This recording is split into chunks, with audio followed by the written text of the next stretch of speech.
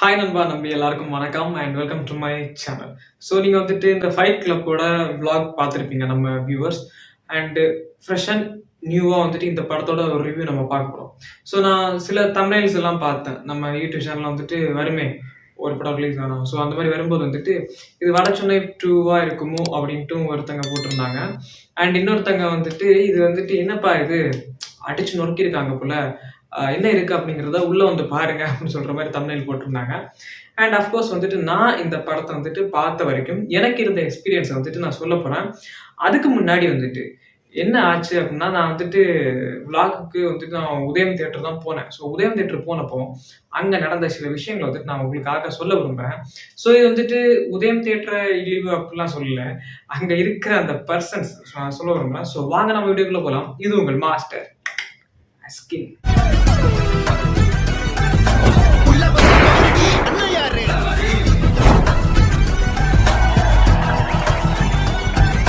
அந்த உதயம் தியேட்டருக்குள்ள போயிட்டு நான் புக்கிங் தான் பண்ணேன். ஸோ புக்கிங் பண்ணி உள்ள போய் சீட்ல உட்காந்தாச்சு F10.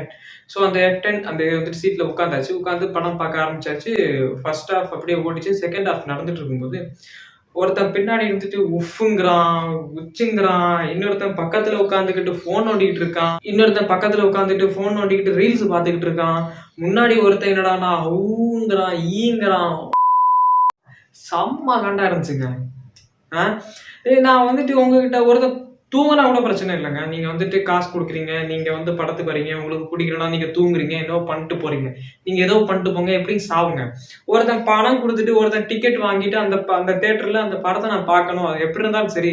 அது வந்துட்டு ஒரு இதுக்காக நான் வீடியோ பண்றேன் அப்படிங்கிறதுக்காக இல்லை. ஒருத்தன் பார்க்கணும்னு வரான், அவனை வந்துட்டு டிஸ்டர்ப் பண்ற மாதிரியே சும்மா எதுக்கு இப்படி பண்றீங்க?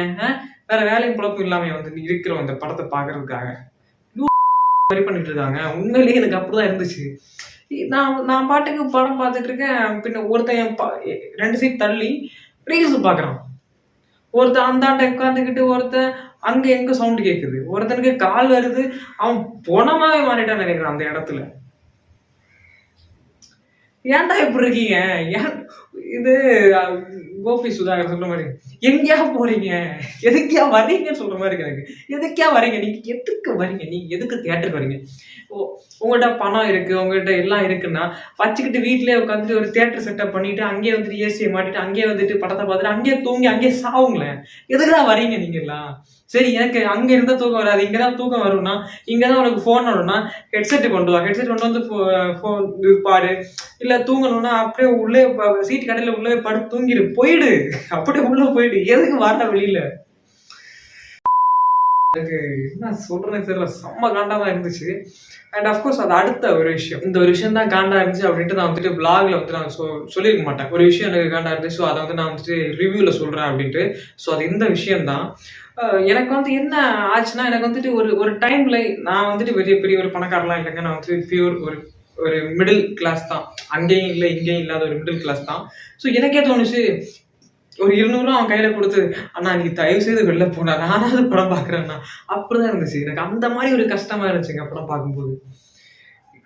இந்த மாதிரி ஒரு ஒஸ்ட் இதை வந்துட்டு நான் விக்ரம் படத்துக்கு மட்டும்தான் அனுபவிச்சிருக்கேன். விக்ரம் படம் வந்துட்டு ஒரு மொக்க தேட்டரு, அங்க போய் பார்க்கவும் கடுப்பா இருந்துச்சு.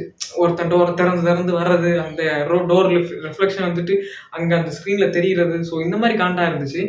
சரி, ஓகே, இதெல்லாம் தாண்டி இந்த படத்தை வந்துட்டு நான் கண்டிப்பா பார்க்கணும் அப்படின்னு பார்த்தேன். ஸோ இந்த படத்தை அதுக்கான ஒரு ரிவ்யூவை நம்ம பார்க்க போறோம். ஓகே, என் வன்மத்தை எல்லாம் கக்கியாச்சு, ரிவ்யூக்குள்ள போகலாம். இந்த விஜயகுமார் ஆக்ட் பண்ணியிருக்கிற அப்பாஸ் அப்படிங்கிற அந்த டைரக்டர் வந்துட்டு படம் எடுத்துருக்கிறாரு. ஸோ இந்த படம் வந்துட்டு நான் சில இன்டர்வியூஸ் எல்லாம் பார்த்தேன். அவர் வந்துட்டு அப்பாஸ் அப்படிங்கிறவர் வந்துட்டு இந்த அசிஸ்டண்டா தான் இருந்திருக்காரு விஜயகுமார்கிட்ட. ஸோ அசிஸ்டண்டா இருக்கும்போது கூட இந்த மாதிரி ஒரு ஷார்ட் எடுப்போம், இது பண்ணுவோம் அப்படின்னு வந்துட்டு அந்த மானிட்டர் முன்னாடி உட்காந்தது இல்லையா, எதுவுமே பண்ணது கிடையாது. அந்த கேமரா முன்னாடி போய் நின்னதும் கிடையாதான், ஒன்றுமே கிடையாதான். சும்மா ஒரு அசிஸ்டன்ட் அந்த மாதிரி தான் இருந்திருக்காரு. ஆனால் அப்படிப்பட்டவர் வந்துட்டு வேற ஒருத்தரோட ஸ்டோரியில இந்த ஒரு படத்தை வந்து ஸ்கிரீன் பிளே டைலாக்ஸ் எல்லாம் பண்ணியிருக்காரு.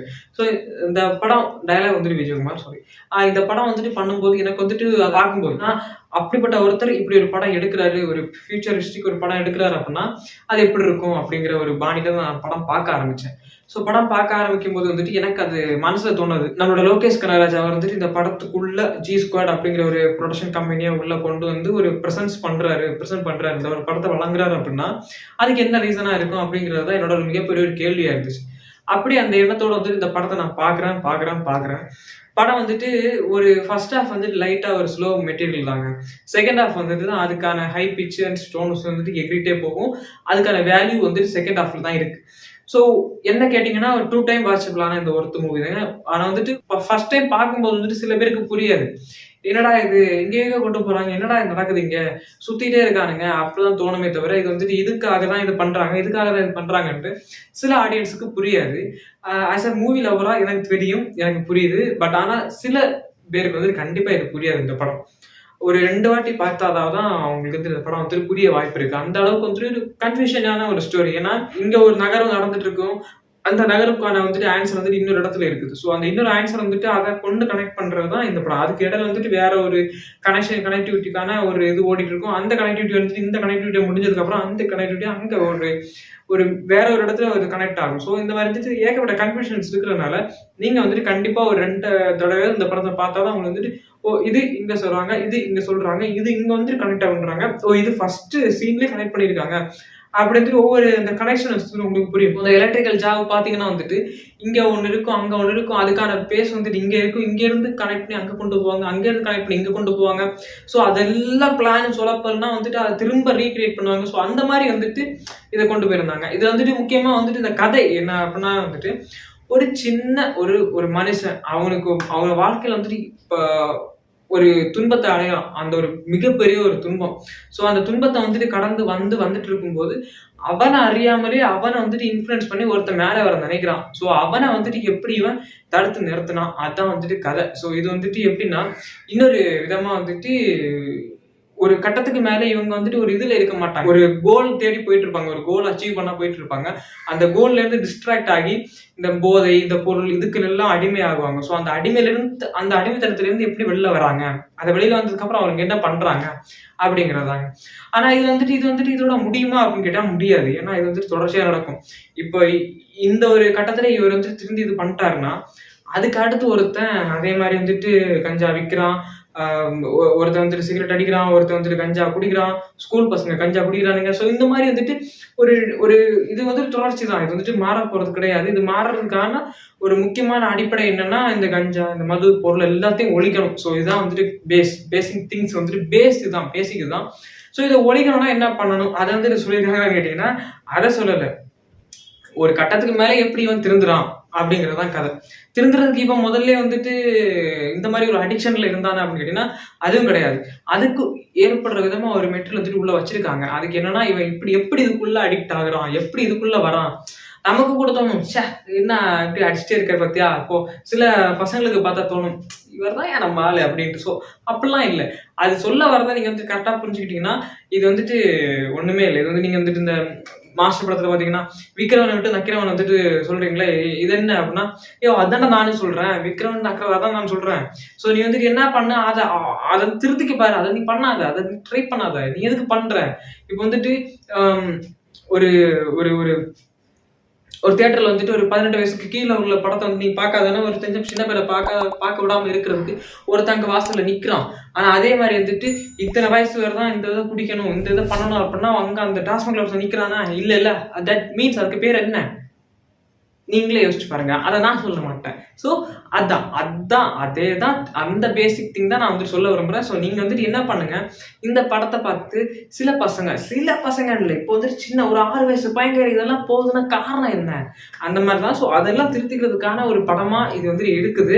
இது வந்து இதை நான் ஏன் சொல்றேன், இப்போ வந்துட்டு ஒரு படத்தை படமா பார்க்கணும், இதை நான் ஏன் சொல்றேன், இந்த சோசியல் மெசேஜ் நான் ஏன் சொல்றேன் கேட்டீங்கன்னா படத்தை படமா பாருங்க அதுக்காக சொல்றேன். ஸோ படத்தை படமா பார்க்காதவங்களுக்காக தான் இந்த சோசியல் மெசேஜ்.